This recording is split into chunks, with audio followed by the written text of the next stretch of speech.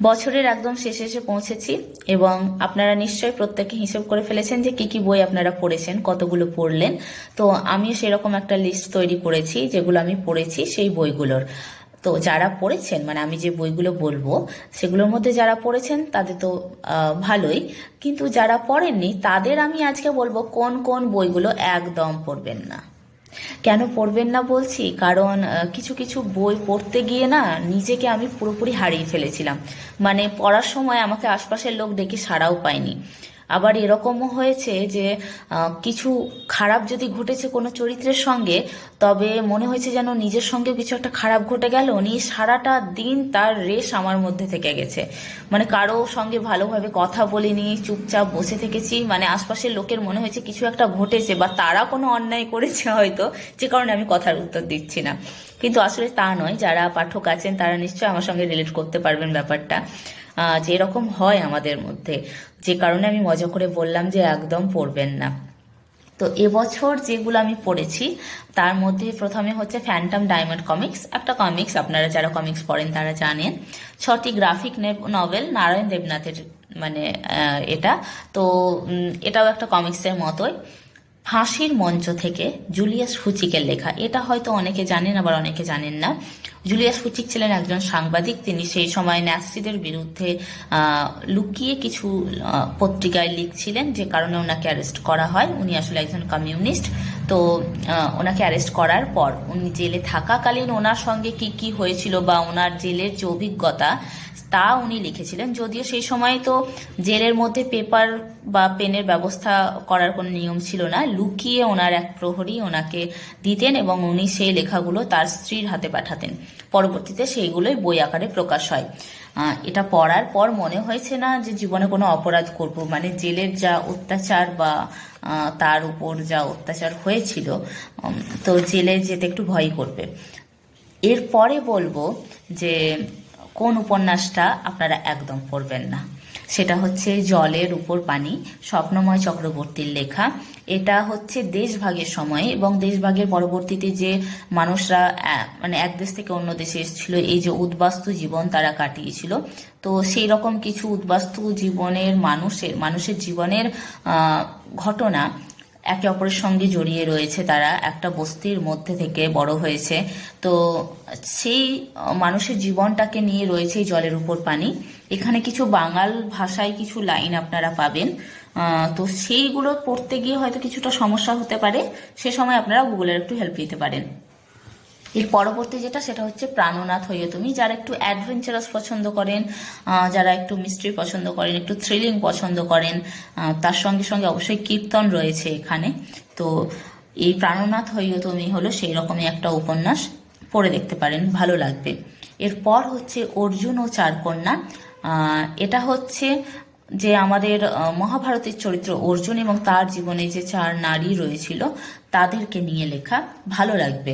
যেহেতু মহাভারতে সবসময় নারী বলতে আমরা দ্রৌপদী চরিত্রটাকেই বেশি আমরা প্রাধান্য দিই, তাছাড়াও অর্জুনের জীবনে বাকি যারা ছিল আর কি তাদের সবাইকে নিয়ে এটা লেখা আছে। মানে উলুপি, চিত্রাঙ্গদা, সুভদ্রা, বাকি 3 জনকে নিয়েও লেখা। এরপর যেটা একদম পড়বেন না সেটা হচ্ছে মহাস্থবির জাতক, প্রেমাঙ্কুর আতর্থীর লেখা, পেজ থেকে প্রকাশিত।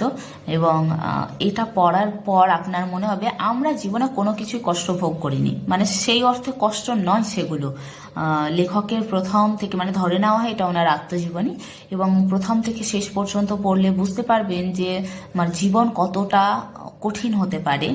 তার হয়তো কিছুই আমরা দেখিনি। মানে আপনার চিন্তাধারা বদলে দেবে, আপনার দৃষ্টিভঙ্গি বদলে দেওয়ার মতো।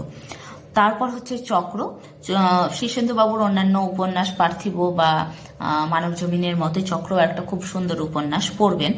কালিন্দী, কালিন্দীটা হচ্ছে আপনারা জানেন বাণী বসুর লেখা যে মহাভারত নিয়ে যে সিরিজগুলো আছে তার মধ্যে কালিন্দী একটা।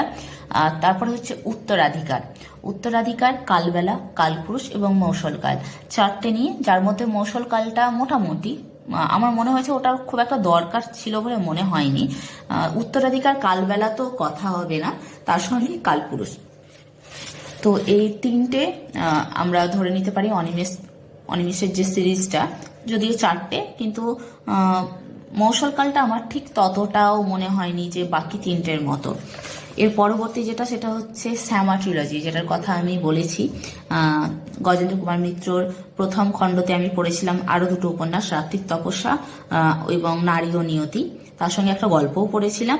তো তাছাড়া হচ্ছে এখানে ছিল কলকাতার কাছে, একদম পড়বেন না, যেটা আপনার চোখে জল এনে দেবে সেই জিনিস কেন পড়বেন বলুন।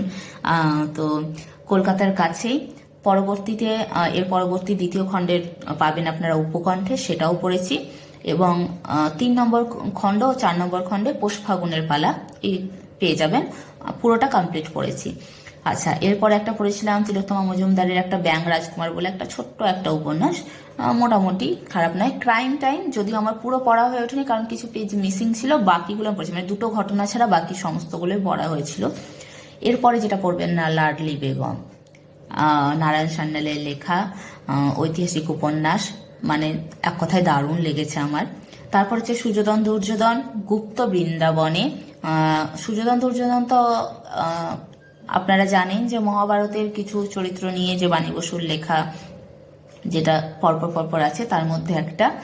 গুপ্ত বৃন্দাবনে হচ্ছে আমাদের বিষ্ণুপুরের রাজাদের ইতিহাস নিয়ে লেখা, এটা পড়বেন, বেশ ভালো।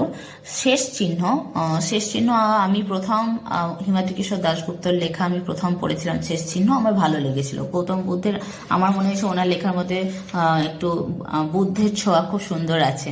তারপর হচ্ছে রেপ, তিলোত্তমা মজুমদারের লেখা, মোটামুটি।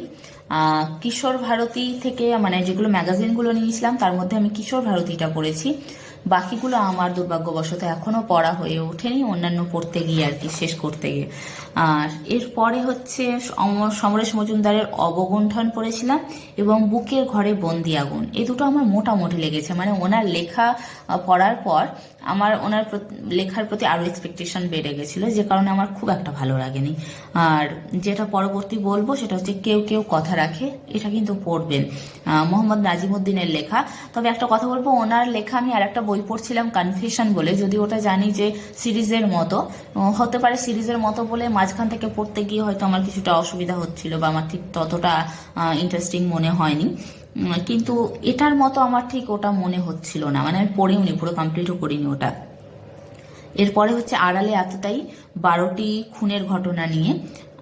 তারপর হচ্ছে ময়নামতির নথ, ময়নামতির নথ হিমাদ্রি কিশোর দাশগুপ্তর লেখা, এখানেও আপনারা ওই 4টে উপন্যাস মিলে হচ্ছে ময়নামতির নথ বইটা, ভালো লাগবে, ছোট ছোট উপন্যাস। তারপর পড়েছিলাম হচ্ছে আমি সিরাজের বেগম পড়েছি এবং হচ্ছে উই দ্য পিপল পড়েছি। তো উই দ্য পিপলটা হচ্ছে আপনার বলতে পারেন আমাদের চোখের সামনে একটা অন্য নতুন ভারতবর্ষ আমরা দেখতে পাবো, যেটাকে আমরা হয়তো যারা দূর থেকে দেখছি তারা বুঝতে পারবো না, কাছে গেলে হয়তো ঠিক আমরা বুঝতে পারবো যে জিনিসটা কি। মনে হতে পারে এগুলো কি সত্যি বাস্তবে এরকম আছে, কিন্তু আছে, লেখক লিখছেন যে হ্যাঁ আছে। আমার খুব ভালো লেগেছে, একটা নন ফিকশন পড়েছি যেটা আমার খুব ভালো লেগেছে, যদিও আমি ফিকশন। এই হচ্ছে 2025-এ পড়া আমার বইয়ের তালিকা। তো এর মধ্যে থেকে নিশ্চয় আপনাদের অনেকগুলো পড়া আছে, যারা পড়েননি তাদের বলবো যে কোন কোনগুলো একদম পড়বেন না। সেটা হচ্ছে মহাস্থবির জাতক, অনিমেষের যে সিরিজটা বললাম, উত্তরাধিকার, কালবেলা, কালপুরুষ এবং মৌসলকাল। তার সঙ্গে হচ্ছে শ্যামার যে সিরিজটা বললাম, শ্যামার পরপর যেটা আছে কলকাতার কাছেই, উপকণ্ঠে এবং পৌষ ফাগুনের পালা। এই উপন্যাসগুলো দীর্ঘ, মানে পড়তে সময় লাগবে, ধৈর্য লাগবে, কিন্তু পড়ার পর মনে হবে যে হ্যাঁ আপনি কিছু পড়েছেন। অবশ্যই বলবো এগুলো 2026-এ আপনাদের যদি না পড়ে থাকেন তাহলে 2026-এর লিস্টে অবশ্যই রাখুন এবং চেষ্টা করুন প্রথমে পড়তে, পরপর পড়ে নিতে চেষ্টা করবেন, মানে মাঝখানে গ্যাপ রাখবেন না যে অন্য কিছু পড়ে নিলাম নিয়ে পরে পড়বো, এরকম করবেন না। আর তার সঙ্গে হচ্ছে জলের উপর পানি, এই উপন্যাসগুলো পড়ুন এবং যারা পড়েছেন তারাও অবশ্যই বলবেন যে আপনাদের কেমন লেগেছে। আর আপনারাও আপনাদের 2025-এ পড়া বইয়ের যে তালিকা, তার মধ্যে থেকে কি কি বই আপনাদের ভালো লেগেছে অবশ্যই কমেন্ট সেকশনে জানাবেন এবং আমাকেও সাজেস্ট করবেন কোনগুলো আমার পড়া উচিত। সকলকে নতুন বছরের অগ্রিম শুভেচ্ছা। আশা করি আমাদের নতুন বছরটা সববার খুব ভালো কাটবে, মনের মতো কাটবে এবং যে কাজগুলো আমরা অসম্পূর্ণ রেখেছি সেগুলো আমরা এই বছর শেষ করে তুলতে পারবো। আর তার সঙ্গে প্রত্যেককে বলবো সকলের নিজের যত্ন নেবেন, সুস্থ থাকবেন। ধন্যবাদ।